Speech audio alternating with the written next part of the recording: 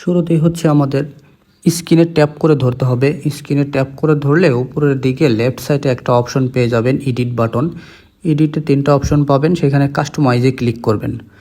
কাস্টমাইজে click করলে নিচের দিকে অনেকগুলো ফাংশন পেয়ে যাবেন। দেখুন লাইটের পাশে ডার্ক আছে, ডার্ক মোডে ক্লিক করার সাথে সাথেই কিন্তু আইকনগুলো ডার্ক হয়ে যাবে। আমার লাইটে দেওয়া ছিল, ক্লিক করার পর আমার সবগুলো আইকন কিন্তু ডার্ক হয়ে গেছে। আর এইখান থেকে কিন্তু আপনারা চাইলে আপনাদের কালার ইচ্ছামতো চেঞ্জ করে নিতে পারেন।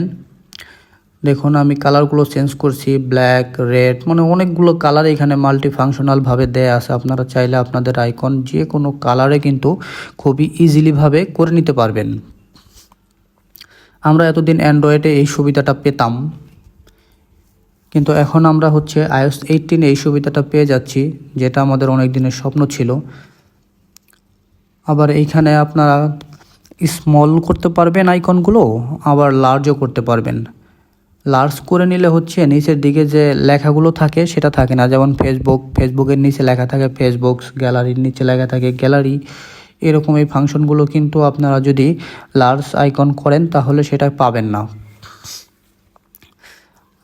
আর এটা চেঞ্জ করার জন্য আপনারা অনেকগুলো ফাংশন পেয়ে যাবেন। যদি ডার্ক দেন, ডার্ক দেওয়ার কারণে মোবাইলের আইকনগুলো একটু বেশি ডার্ক হয়ে যায়, তাহলে বাম পাশে দেখবেন একটা সূর্যের মতো চিহ্ন আছে। সূর্যের মতো চিহ্নতে একটু ক্লিক করে দিবেন, তাহলে ডার্কের মধ্যে কিন্তু একটা আলো চলে আসবে। তাহলে মোবাইলের স্ক্রিনটা আপনারা খুব ভালোভাবে দেখতে পারবেন। আর ওইটা ক্লিক না করলে কিন্তু আপনাদের স্ক্রিন মনে হবে যে একটু বেশি ডার্ক আছে। এরপরে হচ্ছে আমরা চলে যাব দ্বিতীয় ফাংশনে, সেটা হচ্ছে এর ক্যামেরা অ্যাপসে। দেখুন আমরা আগের দিকে কিন্তু ক্যামেরায় ভিডিও করার সময় কোনো রকম পুশ বাটন পেতাম না। এখন ভিডিও ক্লিক করলাম, ভিডিও ক্লিক করার পর দেখুন আমি চাইলেই কিন্তু এটা পুশ করে রাখতে পারতেছি। আবার আমার যখন ইচ্ছা তখন আমি পুশ সারিয়ে ওইখান থেকেই আবার ভিডিও শুরু করতে পারবো। এটা কিন্তু আমার জন্য অনেক ভালো একটা আপডেট। আমি বলবো আপনাদের অনেক উপকার হবে এই আপডেটটা। আর ডান পাশ থেকে আপনারা ভিডিওর মাধ্যমেই কিন্তু ছবি তুলতে পারবেন ক্লিক করে। এটা এরপরে হচ্ছে আমরা যে বিষয়টা যাব সেটা হচ্ছে কন্ট্রোল সেন্টার। কন্ট্রোল সেন্টারে কিন্তু অনেকগুলো বড় বড় চেঞ্জ আসছে। এখানে দেখুন কত সুন্দর লাইটের চেঞ্জটা। আপনারা যদি লাইটের আলোটা একদম সরাসরি সামনের দিকে দিতে চান তাহলে তির্যক করে দিবেন। আবার যদি চান যে না আলোটা আপনি ছড়িয়ে দিবেন, তাহলে ওইখান থেকে ফাংশনে চেঞ্জ করে ইচ্ছা মতো নিজেদের মতো আপনারা কাস্টমাইজ করে নিতে পারবেন। এছাড়াও আইকনের ভিতরে অন্য অন্য যে ফাংশনগুলো আছে সেগুলো কিন্তু আপনারা ছোট বড় করে নিতে পারবেন নিজেদের ইচ্ছা মতো, যেইখানে আপনারা রাখতে চান, যে আইকন যে অ্যাপসগুলো আপনারা বেশি ইউজ করেন সেগুলো এখান থেকে চেঞ্জ করে নিতে পারবেন। এরপর হচ্ছে এখান থেকে মিউজিক কন্ট্রোল করতে পারবেন নিজেদের ইচ্ছা মতো।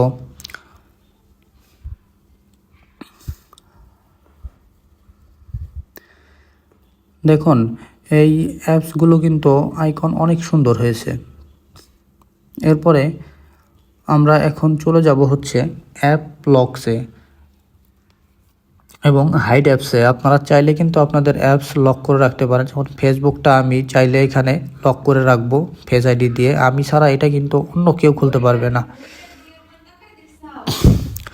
এইখানে অ্যাপস ওখানে ক্লিক করলেই আপনারা কিন্তু রিকোয়ার আইডি পাবেন এবং ডোন্ট রিকোয়ার আইডি। যদি রিকোয়ার আইডিতে দেন তাহলে কিন্তু অ্যাপসটা ওইখানে লক হয়ে যাবে, আপনার ফেস ছাড়া খুলবে না। আবার চাইলে যদি চান আপনারা ওটা বন্ধ করে রাখতে পারেন ডোন্ট রিকোয়ার আইডি দিয়ে। এবং এইখানেই কিন্তু আপনারা আরও একটা অপশন পেয়ে যাবেন, সেটা হচ্ছে হিডেন অ্যাপস। এইখান থেকেই একইভাবে আপনারা অ্যাপসটা হিডেন করে রাখতে পারবেন চাইলে। এই হিডেন অ্যাপসটা কিন্তু আপনারা ওই ফেস আইডির মাধ্যমেই কিন্তু আবার খুলতে পারবেন। দেখুন এখানে hide and require face ID, ওখানে ক্লিক করে দিলে আমার ফেসবুক অ্যাপসটা কিন্তু চলে যাবে। ফেসবুক অ্যাপসটা কিন্তু আমার চলে গেল। এখন এই ফেসবুক অ্যাপসটা আমাকে খুঁজে বের করতে হবে। খুঁজে বের করার জন্য যাইতে হবে হচ্ছে অ্যাপস লাইব্রেরিতে। অ্যাপস লাইব্রেরিতে গেলেই ফেস আইডি চাবে। ফেস আইডি চাওয়ার সাথে সাথে কিন্তু ওইখানে দেখেন আমার অ্যাপসটা কিন্তু শো করছে। এখানে এখন ক্লিক করলেই আমি আমার ফেসবুক ওইখান থেকে চালাতে পারবো, যেটা আপনি ছাড়া অন্য কেউ চালাতে পারবে না। অর্থাৎ আপনার অ্যাপসটা কিন্তু অনেক বেশি সিকিউর হলো। আবার যদি চান যে না আপনার অ্যাপসটা আগের মতো করে দিবেন, তাহলে ওইখানে অ্যাপসে ট্যাপ করবেন, ডোন্ট ফেস রিকোয়ার আইডিতে ক্লিক করবেন, তবে আপনার অ্যাপসটা চলে যাবে আগের জায়গায়। তবে এই অ্যাপসটা আপনাকে খোঁজার জন্য হচ্ছে সার্চ করতে হবে, সার্চ করে ট্যাপ করে ধরবেন। ট্যাপ করে ধরার পরে আপনার যে অ্যাপসটা যেইখানে ছিল বা নতুন করে যদি কোনো জায়গায় রাখতে চান, তাহলে অ্যাপসটা ট্যাপ করে ধরে সেইখানে আপনি নিয়ে রাখবেন।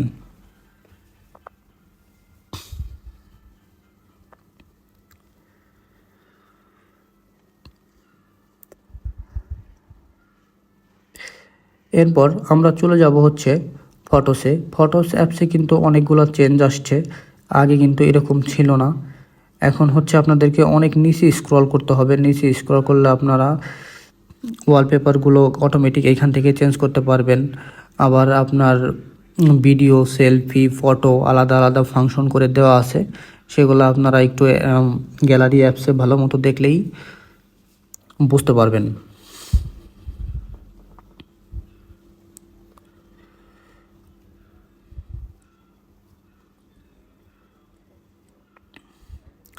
এরপর আমরা চলে যাব হচ্ছে সেটিংসে। দেখুন সেটিংসে কিন্তু অনেক চেঞ্জ আসছে, ব্যাটারিটা অনেক আগে দেওয়া হয়েছে। আর এইখানে ওয়ালপেপারটা আমরা এখন দেখব।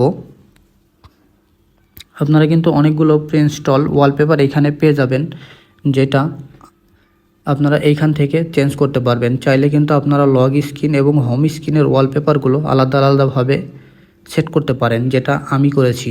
অনেকেই কিন্তু হোম স্ক্রিন এবং লগ স্ক্রিনের ওয়ালপেপার একটাই রাখে, কিভাবে আলাদা আলাদা করতে হয় সেটা জানে না। আপনারা এখান থেকে ওটা চেঞ্জ করতে পারবেন।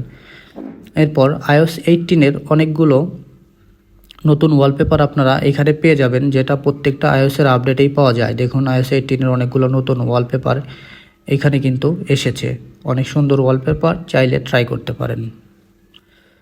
এরপর সেটিংসে দেখুন আরও একটা বড় চেঞ্জ আসছে, সেটা হচ্ছে আগে অ্যাপসগুলো, যে অ্যাপস আমাদের ইনস্টল করা থাকতো সেই অ্যাপসগুলো একটা একটা করে নিচের দিকে শো করতো। তো অ্যাপস ওটা দেখতে অনেকটা সুন্দর লাগতো না, কিন্তু এখন অ্যাপসটা একটা ঘরের ভিতরে রাখা হয়েছে। ওই ঘরে ক্লিক করলে আপনারা সবগুলো অ্যাপস কিন্তু আবার আগের মতো পেয়ে যাবেন, কোন কোন অ্যাপস এখানে ইনস্টল আছে। এটা কিন্তু অনেক বড় একটা চেঞ্জ। এভাবে নতুন নতুন ভিডিও পেতে আমার চ্যানেলটা সাবস্ক্রাইব করবেন। আসসালামু আলাইকুম।